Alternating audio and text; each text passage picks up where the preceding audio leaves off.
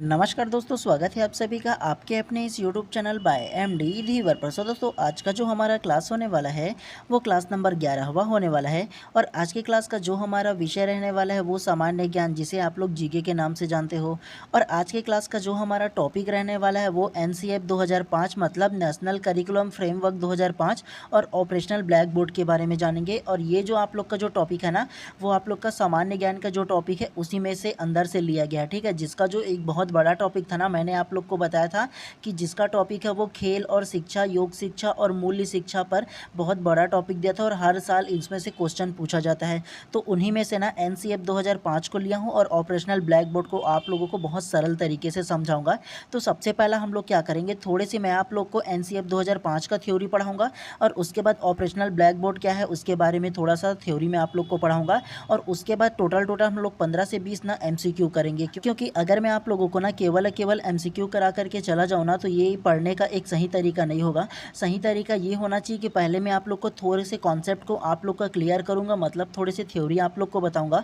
और उस थ्योरी के आधार पर आप लोग का जब मैं एमसीक्यू कराऊँगा ना, तब आप लोग की जो समझ है काफ़ी बेहतर तरीके से हो पाएगा। और ऐसे ही मैं आप लोग को पढ़ाने वाला हूँ, ठीक है। और ये क्लास होने के बाद ना इसका जो पूरा पीडीएफ रहेगा ना, उसको मैं अपने टेलीग्राम चैनल पर डाल दूंगा। तो जाकर के सर्च कर लीजिए बाय एमडी धीवर करके टेलीग्राम चैनल पर। और नहीं मिलेगा तो इसी वीडियो के डिस्क्रिप्शन बॉक्स पर भी उसका जो लिंक है वो डाल दूंगा। तो मेरे इस टेलीग्राम पर जाकर के इसका जो पीडीएफ है उसको डाउनलोड कर सकते हो। चलिए ज़्यादा देर ना करते हुए क्लास को फटाक से स्टार्ट करते हैं। उससे पहले आप सभी लोगों से एक हम्बल रिक्वेस्ट है कि अगर आप लोग चैनल पर नए होंगे तो चैनल को पहले सब्सक्राइब कर देना और बेल आइकन को दबा देना, ताकि इसी प्रकार की जब भी मैं क्लास लेकर आऊँ सबसे पहले आप लोगों को इंपॉर्टेंट नोटिफिकेशन मिले।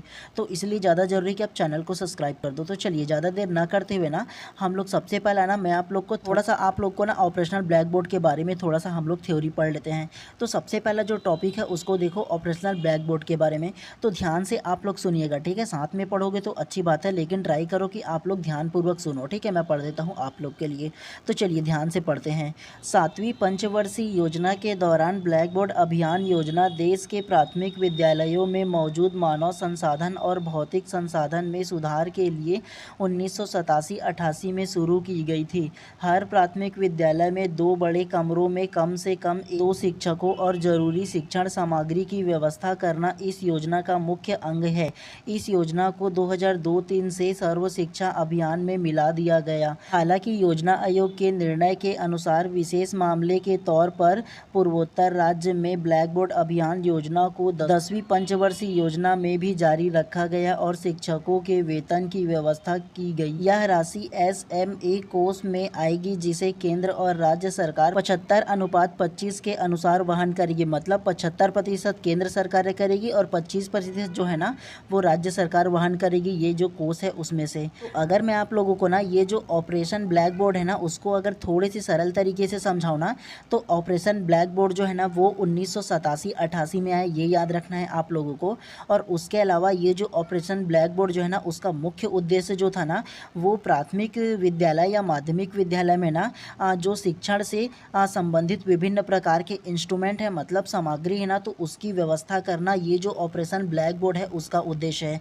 ऑपरेशन ब्लैक बोर्ड रखा गया है, इसका मतलब ये नहीं कि वो ब्लैक बोर्ड की व्यवस्था करेगा। ऑपरेशनल ब्लैक बोर्ड का मतलब ये है पूरा कि जो प्राथमिक विद्यालय है उसमें जितने भी प्रकार की सामग्री है, चाहे वो लिखने के लिए ब्लैक बोर्ड हो, चाहे डस्टर हो, चाहे चौक हो, चाहे बच्चों के खेलने के लिए अलग अलग जैसे बल्ला बॉल अलग अलग जो होता है ना प्ले का, जो जितने भी सामान है, अर्थात सीधे तौर पे बोलूँ ना कि प्राथमिक विद्यालय में जितने भी प्रकार की सामग्रियां हैं ना जिसमें बच्चों की पढ़ाई के लिए आवश्यकता है, तो उन सारी चीज़ की व्यवस्था करना ना ऑपरेशन ब्लैक बोर्ड का योजना था, मतलब उसका ही हिस्सा था, इसकी व्यवस्था करना था। तो ये बात आप लोगों को समझ में आया ना। और 2002-03 में ना इस योजना को ना सर्व शिक्षा अभियान में मिला दिया गया था, ये भी बात आप लोगों को याद रखना है। और ये जो इसकी शुरुआत जो है वो 1987-88 में हो, ये मोस्ट इंपॉर्टेंट है, इसे आप लोग खास तौर से याद रखिएगा, ठीक है। चलिए अब नेक्स्ट को पढ़ते हुए चलते हैं। राष्ट्रीय पाठचर्या की रूपरेखा 2005 को पढ़ेंगे, मतलब एनसीएफ 2005 है ना, नेशनल करिकुलम फ्रेमवर्क 2005 है ना, तो उसको पढ़ेंगे। सबसे पहला थ्योरी पढ़ते हैं, उसके बाद मैं आप लोगों को सरल तरीके से समझाऊंगा, ठीक है। तो चलिए ज़्यादा देर ना करते हुए इसके थ्योरी को ध्यानपूर्वक पढ़िए आप लोग भी। यह बच्चों के जीवन को स्कूल के बाहर के वातावरण से जोड़ने पर जोर देता है। यह सिद्धांत परंपरागत किताबी पद्धति से प्रस्थान को रेखांकित करता है। राष्ट्रीय पाठ्यक्रम कार्यक्रम फ्रेमवर्क 2005 पर आधारित पुस्तक विद्यालय जीवन के परंपरागत तरीके को खंडित करती है और विषयगत सीमाओं को भी तोड़ती है। उम्मीद है कि ये पहले 1986 की राष्ट्रीय शिक्षा नीति में वर्णित बाल केंद्रित शिक्षा पद्धति की दिशा में दूरगामी कदम साबित होगी। इसका मुख्य उद्देश्य बच्चों के कठोर किताबी जीवन में लचीलापन लाना और उनकी स्वाभाविक प्रतिभा को प्रोत्साहन प्रदान करना है। यह मानव विकास संसाधन की पहल पर प्रोफेसर यशपाल की अध्यक्षता में देश के चुने हुए विद्वानों ने शिक्षा को नई राष्ट्रीय चुनौतियों के रूप में देखा है। इस विधेयक के मुख्य उद्देश्य निम्नलिखित है। तो क्या क्या इसका उद्देश्य है, सबसे पहला ये जान लेते हैं। सबसे पहला को ध्यानपूर्वक पढ़ो। ज्ञान को स्कूल के बाहरी जीवन से जोड़ा जाए। दूसरा, पढ़ाई को रटंत प्रणाली से मुक्त किया जाए। तीसरा, पाठचर्या पाठ्य पुस्तक ना रह जाए। चौथा, कक्षा कक्ष को गतिविधियों से जोड़ा जाए। पांचवा, राष्ट्रीय मूल्यों के प्रति आस्थावान विद्यार्थी तैयार हो। नेक्स्ट को पढ़ते हैं। चलिए नेक्स्ट में शिक्षा की संरचना को पढ़ते हैं। भारत में शिक्षा प्रणाली को व्यापक तौर पर निम्नलिखित 3 श्रेणियों में बांटा गया है। सबसे पहला प्राथमिक शिक्षा, दूसरा माध्यमिक शिक्षा और तीसरा उच्चतर शिक्षा। केवल हम लोग ना प्राथमिक शिक्षा के बारे में ज़्यादा जानेंगे क्योंकि ये ज़्यादा महत्वपूर्ण रहता है। ठीक है, चलिए सबसे पहला प्राथमिक शिक्षा क्या है जानते हैं। 86वें संविधान संशोधन अधिनियम में सर्व शिक्षा अभियान को कार्यनीति को क्रियान्वित करने हेतु भी समुचित कदम उठाए गए हैं। जनवरी 2012 तक शिक्षा के अधिकार को कानून के तहत अब तक 30 राज्यों और केंद्र शासित प्रदेशों ने जो अथवा केंद्रीय अधिनियमों को अधिसूचित किया है। 2009 के अनुसार 6 से 14 वर्ष के बालक बालिकाओं के लिए शुल्क व अनिवार्य शिक्षा का प्रावधान रखा गया। इसका उद्देश्य नामांकन को बढ़ावा देना था। 2001 में सरकार ने सर्व शिक्षा अभियान की योजना की शुरुआत की थी, जो अपने तरह की दुनिया में सबसे बड़ी योजना थी। तो चलिए सबसे पहला हम लोग थोड़ा सा ये जान लेते हैं ना कि ये जो NCF 2005 है ना, उसमें मुख्य बात क्या है। सबसे पहला आप लोगों को नोट करने के लायक ये सबसे पहला थोड़ा सा आप लोग जान लो। NCF 2005 का जो फुल फॉर्म है नेशनल करिकुलम फ्रेमवर्क 2005, इसको इंग्लिश में भी बोला जाता है। और इसका जो शुरुआत है ना वो 1986 में हुआ। कब हुआ था? तो 1986 में हुआ। ये बात आप लोगों को याद रखना है। और ये जो राष्ट्रीय पाठचर्या की रूपरेखा जो है मतलब NCF 2005 है ना, इसका जो अध्यक्ष था ना वो प्रोफेसर यशपाल था। कौन था? तो प्रोफेसर यशपाल जो था इसके अध्यक्ष थे। ये बात आप लोगों को याद रखना है। और इसका पहल किसने किया था? तो मानव संसाधन विकास जो मंत्रालय है ना, तो उन्होंने किया था। ये बात आप लोगों को याद रखना है। तो चलिए अगर मैं आप लोगों को ना राष्ट्रीय पाठचर्या की रूपरेखा 2005 जो है मतलब NCF 2005 है उसे थोड़ा सा सरल तरीके से समझाऊँ ना आप लोगों को, तो राष्ट्रीय पाठचर्या की रूपरेखा NCF 2005 है ना, उसका जो मुख्य उद्देश्य है ना वो शिक्षा को बाल केंद्रित करना। क्या? तो शिक्षा को बाल केंद्रित करना ना, ये जो NCF 2005 है उसका उद्देश्य है। और शिक्षा को ना रटंत पद्धति से भी मुक्त करना है। इसके अलावा जो NCF 2005 है ना, उसका मुख्य जो उद्देश्य है ना वो पढ़ाई को केवल किताबी ज्ञान तक की सीमित ना करके जो मौलिक जो जीवन है मतलब जो दिनचर्या है ना उससे भी जोड़ा जाना, इसका जो मुख्य उद्देश्य रखा गया है। मतलब यह है कि किताबों से बाहर निकल करके बच्चों की जो अनुभवी जो जीवन है ना उस पर जोड़ करके उसको पढ़ाना, ये जो NCF 2005 है ना तो उसका मुख्य उद्देश्य रहा है। ये बात आप लोगों को याद रखना है। ठीक है, तो चलिए आप लोग को केवल इतना ही थ्योरी पढ़ना था। अब चलिए सबसे पहला ना हम लोग प्रश्न क्रमांक फर्स्ट को ध्यान से पढ़ते हैं। ये जो 15 लिखे ना उसको आप लोगों को गौर नहीं करना है क्योंकि अलग अलग प्रश्नों को मैं छांट के लेकर गया ना, तो इसके वजह से ये वाला सीक्वेंस अलग है। ये वाला जो प्रश्न क्रमांक फर्स्ट है ना उसको आप लोगों को ध्यान देना है। ठीक है, चलिए प्रश्न क्रमांक फर्स्ट को ध्यान से पढ़िए। निम्नलिखित में से ऑपरेशन ब्लैक बोर्ड का संबंध किससे है? ऑप्शन ए, सभी विद्यालयों में ब्लैक बोर्ड उपलब्ध कराने से। ऑप्शन बी, विद्यालयों में ब्लैक बोर्ड के उपयोग को बढ़ावा देने के लिए। ऑप्शन सी, विद्यालय में मूलभूत सुविधा उपलब्ध कराने से। या ऑप्शन डी, विद्यालय में विद्यार्थियों का नामांकन बढ़ाने से। तो क्या इसका आंसर होगा बताइए सबसे पहले आप। तो प्रश्न क्रमांक 1 का जो करेक्ट आंसर है वो आप लोगों का ऑप्शन नंबर सी करेक्ट हो जाएगा। विद्यालय में मूलभूत सुविधा उपलब्ध कराने से करेक्ट हो जाएगा। कैसे? निम्नलिखित में से ऑपरेशन ब्लैक बोर्ड का संबंध है पूछा है। और मैंने आप लोग को थ्योरी में समझाया था ना कि ऑपरेशन ब्लैक बोर्ड एक्चुअल में है क्या। मैंने आप लोग को थ्योरी में ही बता दिया था कि जो ऑपरेशन ब्लैक बोर्ड जो है ना वो 1988 में आया हुआ था। और इसका जो मुख्य उद्देश्य है वो विद्यालय में मूलभूत जो सुविधाएँ हैं मतलब बच्चों को पढ़ने के लिए जितने भी प्रकार की सामग्री है, जितने भी प्रकार प्रकार की इंस्ट्रूमेंट है ना, चाहे वो खेल से संबंधित हो, चाहे वो पढ़ाई से संबंधित हो, चाहे वो अन्य गतिविधियों से संबंधित हो, सभी प्रकार की जो सामग्री है उसको उपलब्ध कराने के लिए ना ऑपरेशन ब्लैक बोर्ड का जो योजना है उसे चलाया गया था और ये 1988 में आया था। ये मैंने आप लोग को थ्योरी में ही बता दिया था। तो इस प्रकार से प्रश्न क्रमांक 1 का जो करेक्ट आंसर है ऑप्शन नंबर सी जो है वो आप लोगों का करेक्ट हो जाएगा। चलिए इसी प्रकार से नेक्स्ट प्रश्न को फिर से पढ़ते हुए चलते हैं। चलिए प्रश्न क्रमांक 2 को ध्यान से पढ़िए। एनसीएफ 2005 विभिन्न विषयों के अलावा और किन पाठचर्या क्षेत्रों को भी महत्व देता है? तो आपको इन चारों में से ना आपको बताना है कि कौन कौन सा ना जो इनका पाठचर्या है उसमें महत्व देता है, मतलब कौन कौन सा टॉपिक जो है उसको महत्व देता है, आप लोगों को बताना है। पहला कला शिक्षा, दूसरा स्वास्थ्य और शारीरिक शिक्षा, तीसरा काम और शिक्षा, चौथा शांति के लिए शिक्षा। तो ऑप्शन ए केवल 1 और 4, ऑप्शन बी केवल 1 और 3, ऑप्शन सी केवल 1, 3 और 4 या ऑप्शन डी 1, 2, 3, 4। तो क्या इसका आंसर होगा बताइए सबसे पहले आप। तो प्रश्न क्रमांक 2 का जो करेक्ट आंसर है ना वो आप लोगों का ऑप्शन नंबर डी करेक्ट हो जाएगा। 1, 2, 3, 4 जो सभी है ना वो आप लोगों का करेक्ट हो जाएगा। कैसे? तो एनसीएफ 2005 विभिन्न विषयों के अलावा किन पाठचर्या क्षेत्रों को भी महत्व देता है? तो जो एनसीएफ 2005 है ना वो अपने जो विषय है ना तो उसके अलावा विभिन्न प्रकार की ये जो कला शिक्षा है वो, स्वास्थ्य और शारीरिक शिक्षा है वो, और काम और शिक्षा है वो, और शांति के लिए शिक्षा है वो, तो ये चारों के चारों जो विषय है ना इन सभी का ना ये महत्व प्रदान करता है। क्योंकि देखो एक विद्यालय में बालकों को विभिन्न प्रकार से उनको सक्षम होना जरूरी होता है ना, सभी प्रकार के उसमें कौशल का विकास किया जाता है ना विद्यालय में। तो ये जो एनसीएफ की जो पाठचर्या है ना उसमें इंक्लूड किया जाता है, मतलब उसको महत्व दिया जाता है इन चारों टॉपिक को। तो इस प्रकार से प्रश्न क्रमांक 2 का जो करेक्ट आंसर है ऑप्शन नंबर डी जो है ना चारों के चारों जो है ना वो आप लोगों का करेक्ट हो जाएगा। चलिए नेक्स्ट प्रश्न को इसी प्रकार से पढ़ते हुए चलते हैं। चलिए प्रश्न क्रमांक 3 को ध्यान से पढ़िए। राष्ट्रीय पाठचर्या की रूपरेखा 2005 के अनुसार पाठचर्या निर्माण के 5 निर्देशक सिद्धांत में से एक है। ऑप्शन ए ज्ञान को स्कूल की बाहरी जीवन में जोड़ना, ऑप्शन बी द्वितीय भाषा सीखना, ऑप्शन सी दृष्टिकोण को बदलना, या ऑप्शन डी उच्च शिक्षा के लिए प्रबल आधार का निर्माण करना। तो क्या इसका आंसर होगा बताइए। हम लोगों ने थ्योरी में मैंने आप लोग को 5 प्रकार के पॉइंट आप लोग को बताया था, तो क्या इसका आंसर होगा बताइए सबसे पहले आप। तो प्रश्न क्रमांक 3 का जो करेक्ट आंसर है ना वो आप लोग का ऑप्शन नंबर ए जो है वो आप लोग का करेक्ट हो जाएगा। कैसे? तो राष्ट्रीय पाठचर्या की रूपरेखा 2005 के अनुसार पाठचर्या का निर्माण में 5 निर्देशक सिद्धांत बोला है, मतलब जो एनसीएफ 2005 है वो 5 प्रकार के निर्देश दिया था, मैंने आप लोग को थ्योरी में बताया था ना। तो वो 5 प्रकार के थ्योरी में से एक जो थ्योरी दिया था ना वो ज्ञान को स्कूल के बाहरी जीवन से जोड़ना, मतलब जो पुस्तकी जो ज्ञान है ना उसको पुस्तक में सीमित ना करके ना बच्चों की जो मौलिक जीवन है, मतलब जो बाहरी जीवन है बच्चों का ना तो उससे जोड़ना, मैंने आप लोग को बताया था थ्योरी में भी। तो इस प्रकार से प्रश्न क्रमांक 3 का जो करेक्ट आंसर है ऑप्शन नंबर ए जो है वो आप लोग का करेक्ट हो जाएगा। चलिए इसी प्रकार से नेक्स्ट प्रश्न को फिर से पढ़ते हुए चलते हैं। चलिए प्रश्न क्रमांक 4 को ध्यान से पढ़िए। निम्न में से कौन नेशनल स्टीयरिंग कमेटी एनसीएफ 2005 के अध्यक्ष थे? ऑप्शन ए श्री अर्जुन सी, option B professor Krishna Kumar, option C professor Yashpal, या option D professor Ved Prakash. तो क्या इसका आंसर होगा बताइए सबसे पहले आप।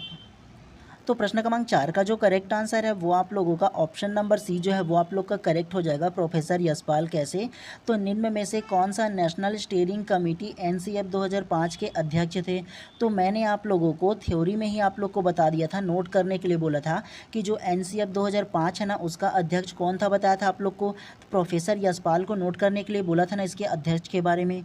तो इस प्रकार से प्रश्न क्रमांक 4 का जो करेक्ट आंसर है ऑप्शन नंबर सी जो है वो आप लोगों का करेक्ट हो जाएगा। चलिए नेक्स्ट प्रश्न को इसी प्रकार से पढ़ते हुए चलते हैं। चलिए प्रश्न क्रमांक 5 को ध्यान से पढ़िए। ऑपरेशन ब्लैक बोर्ड कार्यक्रम की शुरुआत किस पंचवर्षीय योजना के तहत की गई? ऑप्शन ए 5वीं, ऑप्शन बी 6वीं, ऑप्शन सी 7वीं, या ऑप्शन डी 8वीं। तो क्या इसका आंसर होगा बताइए सबसे पहले आप। तो प्रश्न क्रमांक 5 का जो करेक्ट आंसर है वो आप लोग का ऑप्शन नंबर सी 7वीं करेक्ट हो जाएगा। कैसे? ऑपरेशन ब्लैक बोर्ड कार्यक्रम की शुरुआत किस पंचवर्षीय योजना के तहत हुआ था बोला है। तो ऑपरेशन ब्लैक बोर्ड का जो शुरुआत है वो 7वीं पंचवर्षीय योजना के तहत हुआ था। मैंने आप लोग को जब थ्योरी पढ़ा रहा था तो थ्योरी के फर्स्ट लाइन में ही मैंने आप लोग को बताया था कि ऑपरेशन ब्लैक बोर्ड की जो शुरुआत है 7वीं पंचवर्षीय योजना के अंतर्गत किया गया था। आप लोग को शुरुआती में ही बताया था और नोट करने के लिए भी बोला था। तो इस प्रकार से प्रश्न क्रमांक 5 आज का जो करेक्ट आंसर है ऑप्शन नंबर सी जो है वो आप लोगों को करेक्ट हो जाएगा।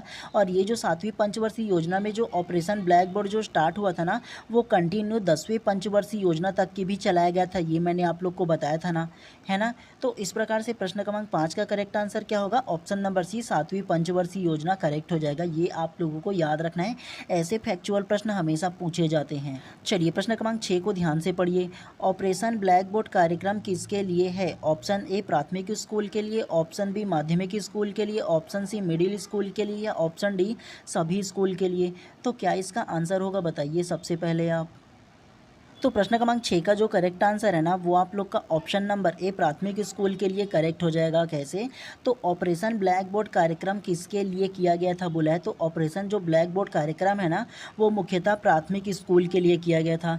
मैंने आप लोग को थ्योरी में पढ़ाया था और पढ़ाते वक्त तीनों स्कूल का जिक्र किया था, प्राथमिक, माध्यमिक और मिडिल स्कूल का जिक्र किया था। लेकिन आप लोग को बताया था शुरुआती में ही कि मुख्यतः ये जो ऑपरेशन ब्लैक बोर्ड है ना, वो केवल प्राथमिक विद्यालय में ना जो जरूरी सामग्री है उसको प्रोवाइड करने के लिए ऑपरेशन ब्लैक बोर्ड का जो कार्यक्रम है उसे चलाया गया था, बताया था। और हम लोग की मानसिकता ये भी रहती है ना कि जहाँ सभी देखें ना उपयुक्त सभी वाली बात, या इस प्रकार की जो ऑप्शन देखे तुक्का मार देते हैं। लेकिन आप लोग को समझ करके बनाना है, तुक्का बिल्कुल भी नहीं मारना है। समझ में आ रहा है ना। तो ऑपरेशन ब्लैक बोर्ड की जो कार्यक्रम की जो शुरुआत हुआ था मुख्यतः ना प्राथमिक विद्यालय में जरूरी सामग्री प्रोवाइड करने के लिए ऑपरेशन ब्लैक बोर्ड का कार्यक्रम चलाया गया था। ये बात आप लोगों को याद रखना है, ठीक है। चलिए नेक्स्ट प्रश्न को फिर से इसी प्रकार से पढ़ते हुए चलते हैं। चलिए प्रश्न क्रमांक 7 को ध्यान से पढ़िए। राष्ट्रीय पाठचर्या 2005 में किस सिद्धांतों को जोड़ा गया? ऑप्शन ए ज्ञान को स्कूल के बाहरी जीवन से जोड़ा जाए, ऑप्शन बी पढ़ाई के रटंत प्रणाली से मुक्त किया जाए, ऑप्शन सी कक्षा कक्ष को गतिविधियों से जोड़ा जाए या ऑप्शन डी उपयुक्त सभी। तो क्या इसका आंसर होगा बताइए सबसे पहले आप। तो प्रश्न क्रमांक 7 का जो करेक्ट आंसर है वो आप लोग का ऑप्शन नंबर डी उपयुक्त सभी करेक्ट हो जाएगा। कैसे? राष्ट्रीय पाठचर्या 2005 में किन सिद्धांतों को जोड़ा गया? तो जो राष्ट्रीय पाठचर्या 2005 मतलब एनसीएफ 2005 है ना, उसमें ये जो तीनों के तीनों सिद्धांत है उनको जोड़ा गया। कौन कौन सा? तो सबसे पहला ज्ञान को स्कूल की बाहरी जीवन से जोड़ा जाए, दूसरा पढ़ाई को रटंत प्रणाली से मुक्त किया जाए और तीसरा कक्षा कक्ष को गतिविधि से जोड़ा जाए। हम लोगों ने 5 जो प्रकार पढ़े थे, मतलब 5 जो सिद्धांत पढ़े थे एनसीएफ में ना, तो ये तीनों उसमें था। तो इस प्रकार से प्रश्न क्रमांक 7 का जो करेक्ट आंसर है ऑप्शन नंबर डी उपयुक्त सभी करेक्ट हो जाएगा। चलिए नेक्स्ट पर को इसी प्रकार से पढ़ते हुए चलते हैं। चलिए प्रश्न क्रमांक 8 को ध्यान से पढ़िए। बेसिक शिक्षा किसकी देन है? Option A Mahatma Gandhi, option B Swami Vivekananda, option C Rabindranath Tagore या option D doctor Zakir Hussain. तो क्या इसका आंसर होगा बताइए सब। तो प्रश्न क्रमांक 8 का जो करेक्ट आंसर है वो आप लोगों का option number A Mahatma Gandhi correct हो जाएगा। कैसे? तो बेसिक शिक्षा किसकी देन है? तो बेसिक शिक्षा जो है ना वो महात्मा गांधी जी की देन है। ये बात आप लोगों को याद रखना है। कैसे? तो बेसिक शिक्षा पर ना सबसे ज़्यादा जो जोर देने वाला जो व्यक्ति था ना, वो महात्मा गांधी जी ही था। महात्मा गांधी जी का कहना था कि बेसिक शिक्षा जो है ना वो सभी वर्ग के लोगों को देना चाहिए, खास तौर से जो लोग ग्रामीण में रहते हैं, मतलब गांव में जो लोग रहते हैं ना, जो बच्चे रहते हैं, उनको सबसे ज़्यादा बेसिक शिक्षा की आवश्यकता होती है। तो इसलिए बेसिक शिक्षा पर ना महात्मा गांधी ने ना सबसे ज़्यादा जोर दिया। तो इस प्रकार से प्रश्न क्रमांक 8 का जो करेक्ट आंसर है ऑप्शन नंबर ए जो है वो आप लोगों का करेक्ट हो जाएगा। चलिए नेक्स्ट प्रश्न को फिर से पढ़ते हुए चलते हैं। चलिए प्रश्न क्रमांक 9 को ध्यान से पढ़िए। शाला की साफ सफाई में छात्रों का सहयोग किस प्रकार से प्राप्त किया जा सकता है?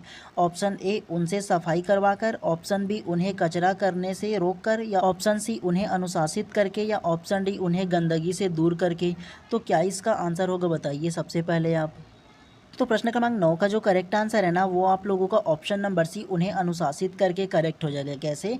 शाला की साफ सफाई में छात्रों का सहयोग किस प्रकार से प्राप्त किया जा सकता है? तो जो शाला की साफ सफाई ना उसमें छात्रों का अगर आप लोग को सहयोग लेना है ना, तो आप लोगों को जो बच्चे हैं ना उसको आप लोगों को अनुशासित करना होगा। मतलब ये है कि बच्चों को आप लोगों को बताना होगा, समझाना होगा कि हमेशा अपने जगहों पर साफ सफाई रखना चाहिए, साफ सफाई से ये फ़ायदे होते हैं और उन्हें कचरा ना करने के लिए उन्हें अनुशासित रखा जाए ना, तो वो बच्चे जो है ना मुख्य तौर पर शाला का ना साफ सफाई रखेगा और बेसिक तौर पर सहयोग करेगा। तो इस प्रकार से प्रश्न क्रमांक 9 का जो करेक्ट आंसर है ऑप्शन नंबर सी जो है ना उन्हें अनुशासित करके, ये आप लोगों का करेक्ट हो जाएगा। आप क्या है एक शिक्षक के रूप में साफ सफाई के बारे में आप उनको अवेयर करेंगे, उसको अनुशासित कर रखेंगे कि खुद कचरा नहीं बगराना है और औरों को भी कचरा बगराने नहीं देना है। कचरा से होने वाले नुकसान को भी बताओगे तो वो अच्छे से समझ जाएंगे। ठीक है, चलिए इसी प्रकार से नेक्स्ट प्रश्न को फिर से पढ़ते हुए चलते हैं। चलिए प्रश्न क्रमांक 10 को ध्यान से पढ़िए। ऑपरेशन ब्लैक बोर्ड से आशय है ऑप्शन ए विद्यालय को आत्मनिर्भर बनाना, ऑप्शन बी शिक्षकों द्वारा ब्लैक बोर्ड का अनिवार्य रूप से प्रयोग करना, ऑप्शन सी विद्यालय को मूलभूत सुविधा प्रदान करना या ऑप्शन डी प्रत्येक कक्षा में ब्लैक बोर्ड लगवाना। तो क्या इसका आंसर होगा बताइए। तो प्रश्न क्रमांक 10 का जो करेक्ट आंसर है ना वो आप लोगों का ऑप्शन नंबर सी करेक्ट हो जाएगा। विद्यालय को मूलभूत सुविधा प्रदान करना करेक्ट हो जाएगा। ऑपरेशन ब्लैक बोर्ड से आशय है बोला है, और हम लोगों ने जो सेम प्रश्न पिछला प्रश्न में भी पढ़ा था, थोड़ा सा इसमें आशय है पूछ दिया था और उसमें उद्देश्य पूछ दिया था ऑपरेशन ब्लैक बोर्ड का। तो दोनों के दोनों जो ऑपरेशन ब्लैक बोर्ड है ना उसका आशय हो या उद्देश्य हो, दोनों के दोनों एक ही है। विद्यालय में जो मूलभूत सुविधा जो सामग्री है ना प्राथमिक विद्यालय में उसको प्रदान करने के लिए ऑपरेशन ब्लैक बोर्ड का जो कार्यक्रम है वो चलाया गया था सरकार के द्वारा। तो इस प्रकार से प्रश्न क्रमांक 10 का जो करेक्ट आंसर है ऑप्शन नंबर सी जो है वो आप लोगों का करेक्ट हो जाएगा। चलिए नेक्स्ट प्रश्न को फिर से पढ़ते हुए चलते हैं। चलिए प्रश्न क्रमांक 11 को ध्यान से पढ़िए। ऑपरेशन ब्लैक बोर्ड योजना का विचार किसके द्वारा किया गया। ऑप्शन ए केंद्रीय शिक्षा विभाग द्वारा, ऑप्शन बी NCERT द्वारा, ऑप्शन सी राष्ट्रीय शिक्षा नीति 1986 द्वारा या ऑप्शन डी उपयुक्त सभी। तो क्या इसका आंसर होगा बताइए सबसे पहले आप। तो प्रश्न क्रमांक 11 का जो करेक्ट आंसर है ना वो आप लोग का ऑप्शन नंबर सी राष्ट्रीय शिक्षा नीति 1986 द्वारा करेक्ट हो जाएगा। कैसे। तो ऑपरेशन ब्लैक बोर्ड योजना का विचार किसके द्वारा किया गया। जो ऑपरेशन ब्लैक बोर्ड है ना तो उसकी जो योजना का विचार जो है ना वो राष्ट्रीय शिक्षा नीति 1986 के द्वारा किया गया। और मैंने आप लोग को थ्योरी में भी आप लोग को बताया था, नोट करने के लिए भी बोला था कि जो ऑपरेशन ब्लैक बोर्ड है ना तो उसका विचार जो है ना मतलब उसकी जो शुरुआत है ना वो राष्ट्रीय शिक्षा नीति 1986 के द्वारा किया गया। ये बात आप लोगों को याद रखना है बोला था। तो इस प्रकार से प्रश्न क्रमांक 11 का जो करेक्ट आंसर है ऑप्शन नंबर सी जो है वो आप लोग का करेक्ट हो जाएगा। चलिए आज के क्लास के अंतिम प्रश्न को ध्यान से पढ़ते हैं, तो ध्यान से आप लोग पढ़िएगा, ठीक है। चलिए प्रश्न क्रमांक 12 को ध्यान से पढ़िए। ऑपरेशन ब्लैक बोर्ड में आवश्यक माना गया है। ऑप्शन ए अच्छा विद्यालय भवन, ऑप्शन बी न्यूनतम आवश्यक साधन, ऑप्शन सी ब्लैक बोर्ड या ऑप्शन डी संगीत का साज यंत्र। तो क्या इसका आंसर होगा बताइए सबसे पहले आप। तो प्रश्न क्रमांक 12 का जो करेक्ट आंसर है ना वो आप लोग का ऑप्शन नंबर बी करेक्ट हो जाएगा। न्यूनतम आवश्यक साधन करेक्ट हो जाएगा। कैसे। ऑपरेशन ब्लैक बोर्ड से ऑपरेशन ब्लैक बोर्ड में आवश्यक माना गया है। तो ऑपरेशन ब्लैक बोर्ड में क्या आवश्यक माना गया है। न्यूनतम आवश्यक साधन न माना गया है जी। कैसे। तो मैंने आप लोग को थ्योरी में भी बताया था ना कि जो ऑपरेशन ब्लैक बोर्ड है उसका उद्देश्य है कि प्राथमिक विद्यालय में जो मूलभूत सुविधाएं मतलब बच्चों की पढ़ाई के लिए जितने भी आवश्यक सामग्री उन सारी सामग्री को प्रोवाइड करना ऑपरेशन ब्लैक बोर्ड का हिस्सा था। तो ऑपरेशन ब्लैक बोर्ड का आवश्यक क्या माना जाएगा जी। न्यूनतम आवश्यक साधन को जुटाना ना, मतलब प्राथमिक विद्यालय में प्रोवाइड करना ना। तो इस प्रकार से प्रश्न क्रमांक 12 का जो करेक्ट आंसर है ऑप्शन नंबर बी जो है वो आप लोगों का करेक्ट हो जाएगा। तो चलिए आज की क्लास को यहीं पर समाप्त करते हैं, और अगर आप लोग चैनल पर नए होंगे तो चैनल को सब्सक्राइब कर देना और बेल आइकन को दबा देना, ताकि इसी प्रकार की जब भी मैं कंटिन्यू क्लास लेकर आऊँ सबसे पहले आप लोगों को प्रॉपर टाइम पे नोटिफिकेशन मिले। और नोटिफिकेशन मिले इसलिए ज़्यादा जरूरी है कि आप चैनल को सब्सक्राइब कर दो। और आपको चैनल सब्सक्राइब करने के लिए मात्र 0.2 सेकंड का टाइम लगता है यार, तो चाहो तो सब्सक्राइब भी कर सकते हो, और इससे क्या है मेरा मोटिवेशन बढ़ता है। और मैं सोचता हूँ कि आप लोग मेरे लिए इतना मेहनत कर रहे हो तो मैंने भी आप लोग के लिए दोगुना मेहनत के साथ एक दिन में 2 से 3 क्लास प्रोवाइड करूँ आप लोग का, ताकि अच्छी आप लोग की तैयारी हो पाए। चलिए मिलते हैं इसी प्रकार नेक्स्ट क्लास में।